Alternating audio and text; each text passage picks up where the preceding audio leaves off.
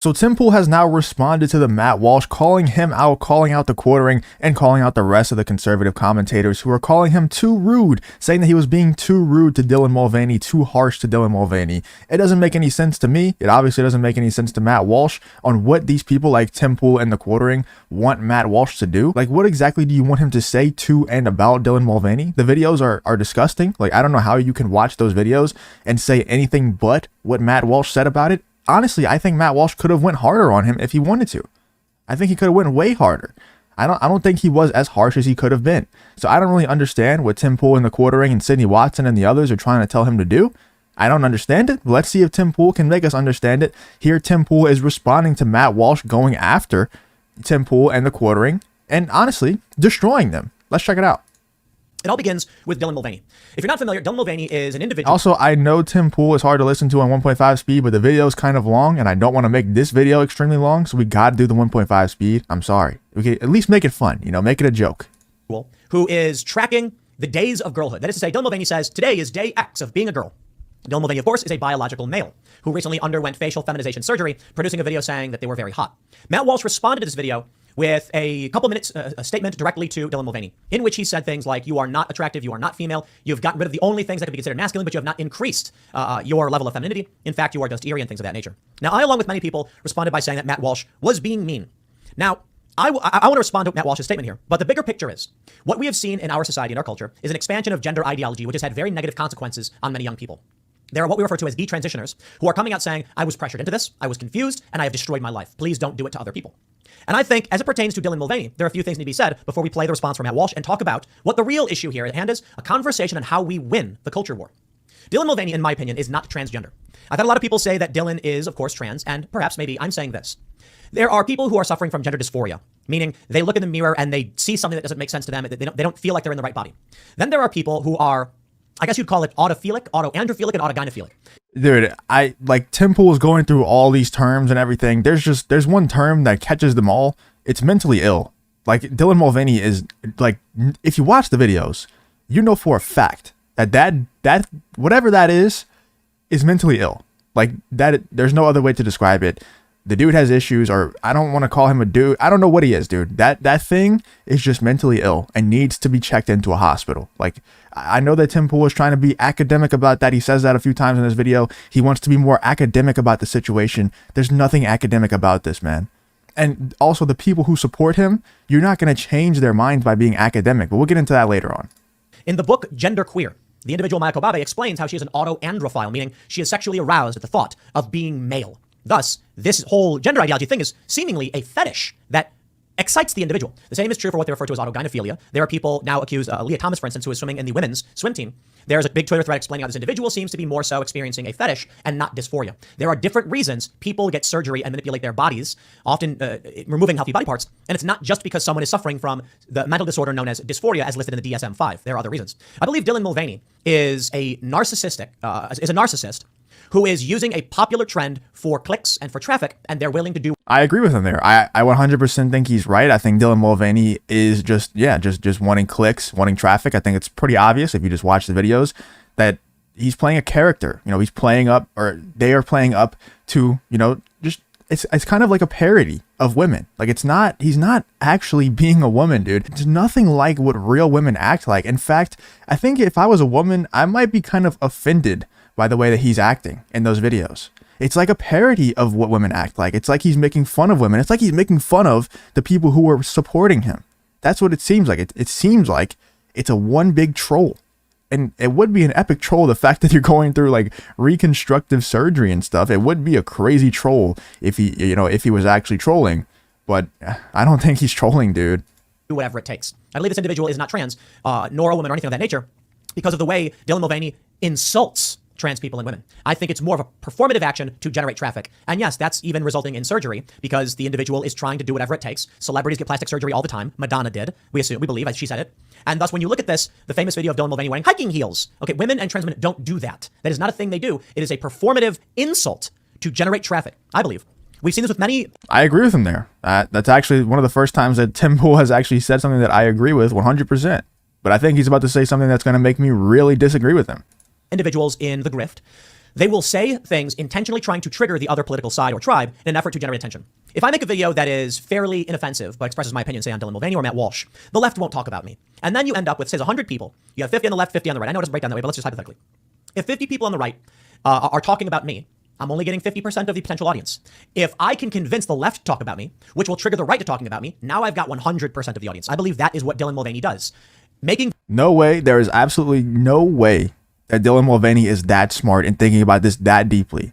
I 100% agree with him that it's probably a narcissist just wanting views, just wanting attention, just wanting followers, and they'll do anything to get that. You know, at first, I haven't followed Dylan Mulvaney that closely, but I'm sure what happened at first was he talked about transitioning. He started acting like a girl. He started getting a ton of support because of it, because, you know, the left will just, yes, queen, you know, if you try to act like a girl, if you're a man, you know, the left is going to support you no matter what. If you're, you know, playing into one of their little ideologies, if you're transitioning or if you're some sexual orientation that isn't straight, they're going to support you just because you're simply identifying as something that isn't normal. And, you know, it supports their narrative. I don't think he's like trying to capture the right-wing audience by being inflammatory towards them and also capturing the left-wing audience because he knows the left won't actually talk about him if he just goes after the right-wing audience. So he's agreeing with the left-wing audience so that they actually interact with him. But also he knows the right will interact with him if he disagrees with the right, what the left won't interact with him if he disagrees with the left. I don't think he's thinking about all that, dude. I think he's simply saying, hey, this is getting me more followers when I act this way. Let me play it up to a whole nother level to where it's damn near a parody of women. It's not even, you know, he's not acting like anything like women actually act, like Tim said, wearing hiking heels. Like, dude, nobody does that, man. And I'm not going to play the videos on my channel just because I think they're disgusting and I'm tired of looking at them and I don't want to put you through that. But if you do want to see it, if you haven't seen them, I recommend you go watch them. Once you see that, I think it makes you lose a lot of hope in humanity watching videos like that. It's truly a big black pill taking or watching one of those videos, man. It's tough. They're tough watches, but I think they're important to see. Videos which will intentionally trigger the right, which will instantly trigger a leftist defensive reaction. Thus, I think Dylan Mulvaney is a dangerous person who is insulting and mocking trans people and causing very serious problems. Now, Matt Walsh made his statement. I think he's a dangerous person. I don't think that he's intentionally making these videos to be inflammatory to the right and trying to like invoke a reaction from the left in response. I don't think he's doing that. I think he just simply wants followers and he's doing what gets him views and followers. That's it. Statement. I would like to play for you Matt Walsh's response. The context that you need to understand. Matt is explaining how he feels we win the culture war. And I think the reason this level of drama is happening, I don't think it's drama, I think it's a conversation happening. I think it's happening because it's drama. We need to have that conversation. And we need to sit down and discuss these ideas and figure out how do we move forward. Now, Matt Walsh was criticized by Trigonometry, by Amala Ekanobi of PragerU, Jeremy Hambley. And, you know, I got to say this very lightly because Matt does include my video. All I said was Matt could get his point across without being so mean. But I could be wrong, but I'm pretty sure what I said was he's allowed to be mean. He's allowed to say what he wants. He has free speech and all that stuff. It's not something I would do. But I'm not mad at Matt for being mean. I mean, I just want to make sure that's clear. Let's play this and then we'll talk about what it means to be mean in the culture war and why we have our opinions. Okay, so that was Timpool, Jeremy from the YouTube channel The Quartering, Sydney Watson, Amala Ekanobi from PragerU, and the guys from the podcast Trigonometry. Now, one thing I want to be clear about here is that I'm not mad at any of these people. There are no hard feelings. We can disagree and all that. It's fine. I could have done without the snidiness and the lame cheap shot from the Trigonometry guys at the end, especially in the video where they're supposed to be lecturing me about the value of taking the high road. Okay, when you're going to do that, you can't start the video by insulting me, but we'll leave that to the side for now. Instead, all I'd like to do is address the overarching criticism one last time. First, you'll notice the connecting thread. Okay, they all agree that I'm right, that what I said is factually correct.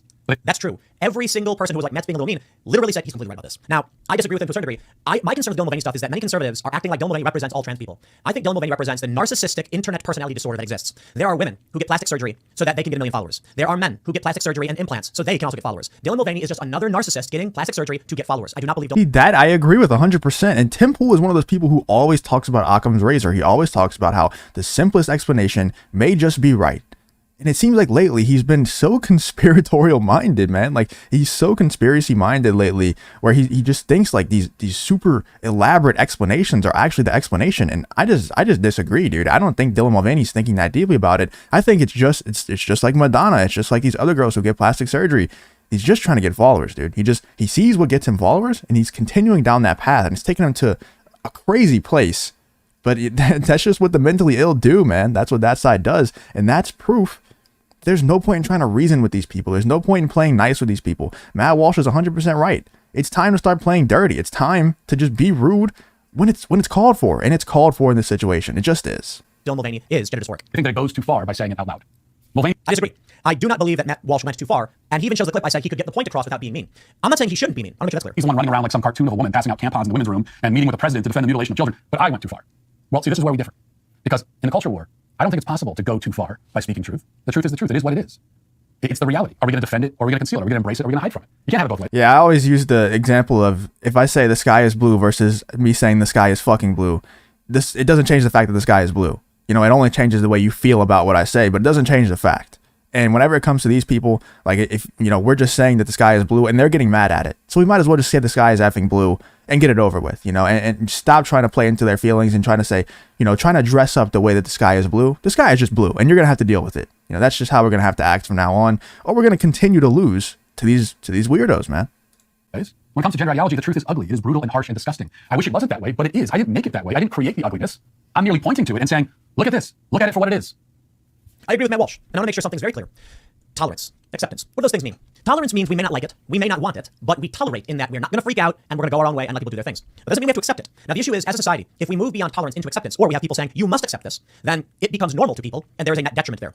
My view of Dylan Mulvaney is that if we allow this narcissistic internet influencer drama stuff to keep happening, then we are going to end up with a decaying cultural, a decaying society, and we are. Dylan Mulvaney is a symptom of this problem. I think it's absolutely appropriate to call this out. I believe Matt Walsh is correct. I do still maintain you can get the point across without being so mean. To clarify, you don't need to say eerie, creepy, and weird. You can be more academic in your approach. What I often say to people who come on Timcast IRL, I tell them you can insult anyone to any degree so long as you make it academic. Now, look, in reality, when people come on the show, I'm like, look, if you want to call someone, you know, an insult or whatever, go ahead and do it. We try to be elevated, I suppose. But understand this: I am not saying don't insult, don't be mean, and don't call it weird or creepy. I'm saying be academic in your approach. I think Matt Walsh is very much close to that position, and I completely understand why he's doing it. I don't think he's wrong. I think it's an issue of I don't do that, he can do that. But I agree there is a degree. There's a degree which Matt Walsh is absolutely correct in. I don't think there's any point in trying to be academic with these people and trying to change their minds with facts and logic like everybody tries to say. There's no point, dude. Like, just look at what's happened the last few years. That's what really blackpilled me. I was talking about it on stream last night. What's happened in the last few years has really blackpilled me with the jab stuff. And I'm going to try to dance around certain words here. But whenever they're saying, trust the science, trust the science, trust the science, and they're trying to force this down our throats, they're trying to force us to get certain things put inside of our bodies by using the science as a tool to get that, you know, trust the science over and over and over, just slamming that in your face. And then the science changes. And it says that it's actually dangerous to get that thing that they're trying to force down your throat and force into your body. The science changes. They're no longer saying trust the science. They're saying F the science. They don't care. They don't care about the science, dude. It just doesn't matter to them. It only matters whenever it fits their narrative. But if the facts and logic changes, they're still going to push that narrative. It doesn't matter. The academic approach is not going to work. It never has worked, and it's not going to in the future. So we can cut that out now because it just doesn't work on them. His tactics. Ridicule is a powerful. It might work on the right. It might work when you're preaching to the choir, but it's not going to work to try to change others' minds on the other side. It's just not going to work. You're not going to change their mind. Weapon. If people are trying to generate likes and get famous from doing something on the internet, and you don't give them a negative reaction, you simply say, I disagree. Well, then here's what they're looking at. Massive thumbs up and neutrality. If there is no downside, there will be no reason to give up on what you're doing.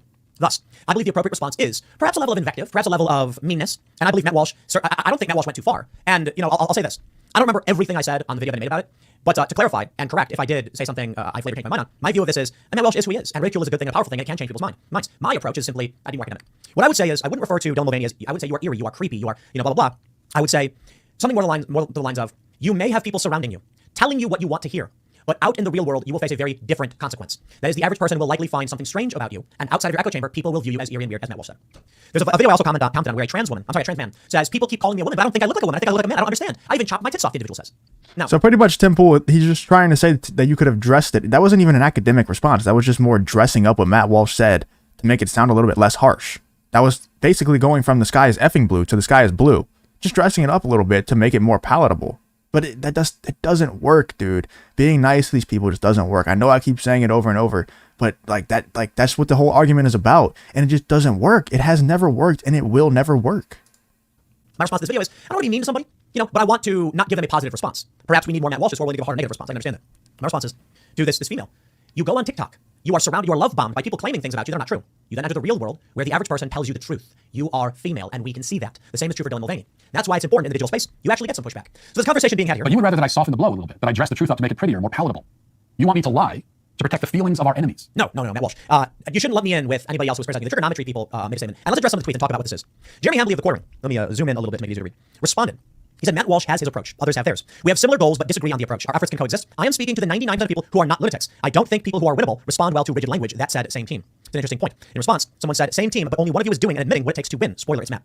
There's an interesting point there. I think Jeremy makes a good point. But I don't know if saying speak to the 99% of people who are not lunatics in any way it says anything negative about what Matt Walsh is doing. Let's say, I think Matt Walsh's approach on this one is particularly effective and probably needs to exist. It's just not something I would do. The diversity of tactics, I suppose. In response, Jeremy Hamblin said, people saying being an insufferable a-hole is somehow the only way to win are basing this on literally 0 wins. They are 100% convinced being kind has failed them, but there is no evidence being the hardcore dickwad is effective either.